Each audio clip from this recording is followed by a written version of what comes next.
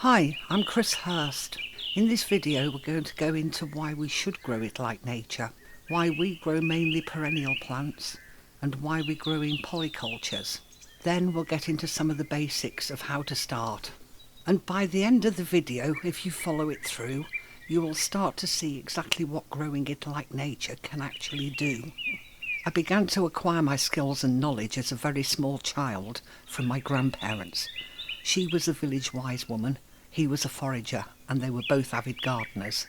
They taught me a very important thing.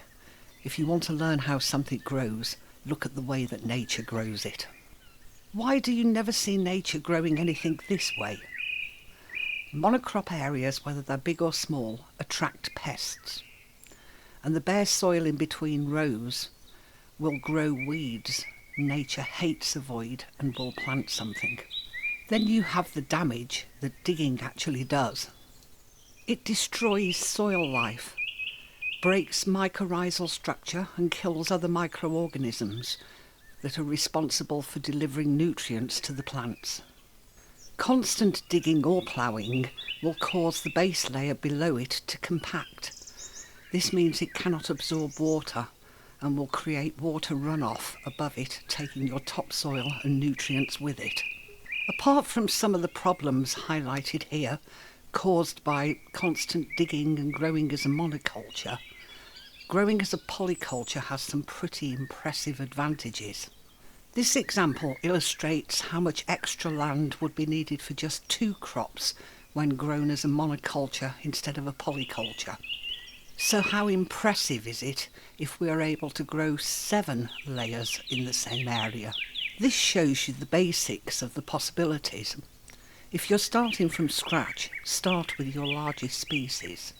If you have a smaller plot that won't withstand the height of a full-size tree, then you can scale it by starting with dwarf-sized trees. It's even possible to scale it for raised beds by using miniature trees or starting with a shrub layer. Whilst carrots and tomatoes do love each other, it isn't quite as simple as companion planting, although it is based on the same lines. What we're trying to do here is create an entire ecosystem in its own right. When you are creating a nature-based ecosystem, these are some of the components that you must make sure that the system has. It needs to cycle its own energy, nutrients and resources that should be totally biological. Each element in it should perform many functions, and each function should be supported by many elements. It should be efficient and diverse.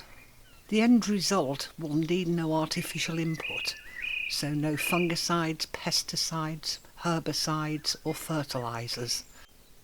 When you first start, it's a bit of a learning curve, so we will make another video on the various different functions within ecosystems. Once you get the hang of it, you will never look back. Our aim is to create our own personalised foraging area where we can set foot outside of our back door and gather whatever our needs are. I won't describe it as a finished product because nothing in nature is ever finished. But when you grow how nature grows, the maintenance level is far, far lower than traditional gardening. Before you get started, take a walk out into your neighbourhood and have a look at a hedgerow. Not the sort that's all neatly clipped and box-shaped round a neighbour's garden, but a wild, natural hedgerow. And see if you can identify how many different species there are growing in it. It will give you a good idea of which species do well in your area. Thank you for watching, and if you'd like to follow us on the journey of the creation of the Wise Woman's Garden, do subscribe to the channel. The subscribe button is in the bottom right hand corner of the video. See you soon. Bye.